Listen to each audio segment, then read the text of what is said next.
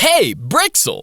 From ongoing balance patch drama and a world first race to terrible accessibility features and the mighty Teapot's mom dunking on a strike team, welcome to the first installment of Last Week In Tyria. So rather than looking at one big topic like we normally do, we're gonna knock out some rapid fire stories covering the most notable things that went down in the Guild Wars 2 community in the last week. Yeah, some stories are a little over a week old, but please, before you get in a huffy, keep in mind that I'm really fucking lazy. No, I've just had a weird couple weeks, so some of the news is a tad old. If you like this new format, let us know and we'll see about doing some more. Ding the thing if you haven't already, cause I know people. My inside man on the balance team has assured me that if you aren't subbed to this channel, they'll nerf your main next. A huge thank you to our amazing patrons, and with that, let's see what's been going down in Tyria.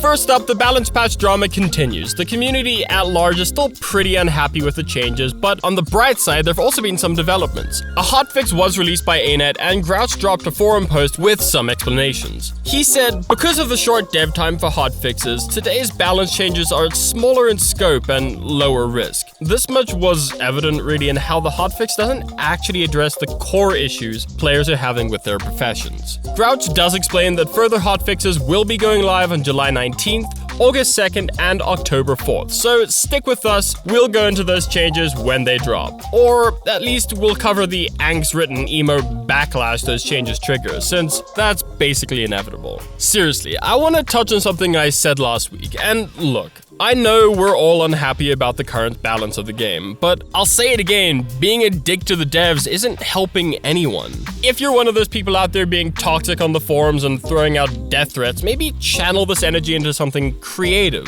Like, write some slash fiction or something. Just please stop making the Guild Wars 2 community an unbearable place to be. Alright, moving on. We recently saw one of the most exciting races the world first Guild Wars 2 has ever experienced. New content is generally beaten within like hours of release, but the race to world first for Harvest Temple Challenge mode took 6 days. It was eventually beaten by Snowcrow, so congrats to those guys, a seriously impressive achievement. However, the best moment from the race was not the eventual kill itself, it was the mighty Teapot's mom absolutely roasting his team. Why haven't you killed this boss yet? No. I'm going out now for an hour. I want it done when I get back. Yeah, I mean, that's gonna be it. This right here is good-ass parenting. Why wasn't my mom that enthusiastic when I was trying to beat Sonic 2? Mom, why? Why didn't you support my dreams of going fast? In an interview with Team Liquid guild leader Maximum, the mighty Teapot went on to explain why this world-first race was arguably one of the most important in the competitive PvE scene's history.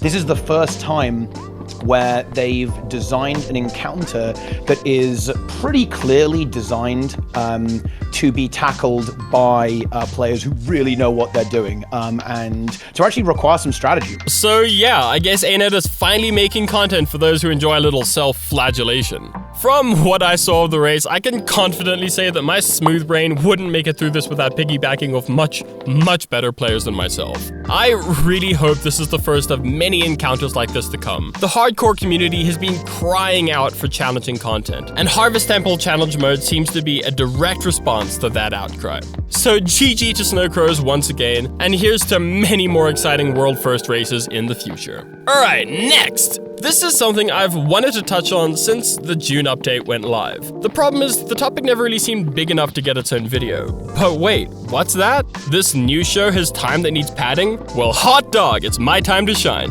So, I recently touched on the release of high contrast cursors in Guild Wars 2, a move that most responded to with general praise. I myself applauded this because, frankly, Guild Wars 2 has shocking accessibility options. I mean, we don't even have a colorblind mode in 2022. Regardless, I thought that high contrast cursors would be a fantastic step in the right direction, because let's be real here, losing your cursor isn't something only sight-impaired players struggle with. Check this out, and don't pause, my analytics will tell me if you paused. Go ahead and let me know if you can spot the cursor.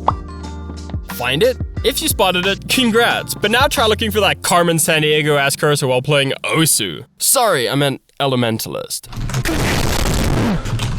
Find the Cursor isn't exactly a rewarding minigame, so it was great to see ANET finally take the problem head on. However, the high contrast cursor settings are really quite bad. Besides being an affront to all that is aesthetically holy, it's clunky and I personally struggle to actually click on anything, which sort of seems counterproductive. So yeah, if you're having issues with cursor visibility, YOLO Mouse is probably still your best bet. Yeah, it's a paid application, but it's still cheaper than anything you'll find on the Gem Store. It's available on Steam, so go check it out.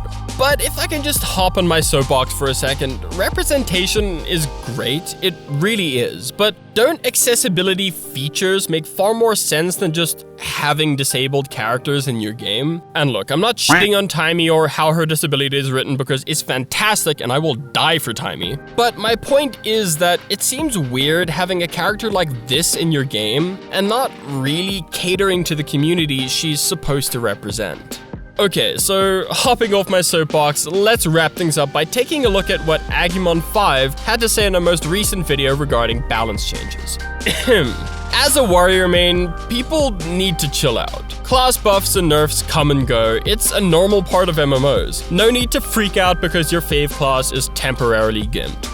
First of all, my condolences for being a warrior main. And secondly, yeah, I agree. Balance comes and goes in MMOs, and while the status quo has been relatively stale for a while, I do believe the newly formed balance team will be working their asses off. Trust me, they know about the problems. And while I believe they'll do all they can, honestly, I don't think that a perfectly balanced MMO is even possible. So please don't quote me on this in 3 months when it's your main's turn to be a little underpowered. As Agumon5 said, buffs and nerfs come and go. And that's it. Let us know what you think of any of the topics we covered this week in the comments down below. And if you're particularly eloquent, maybe we'll feature your comment in a future video. Go follow me on Twitter and Twitch, and of course, sub to the channel if you haven't already. A huge thank you to our incredible patrons and supporters, and an even huger thank you to our Guardian tier patrons, Liam Pullis, Anthony Hodgson, and Duncan Forsman. Thank you so much for watching. I've been Brixel, and I'll catch you guys in the next one.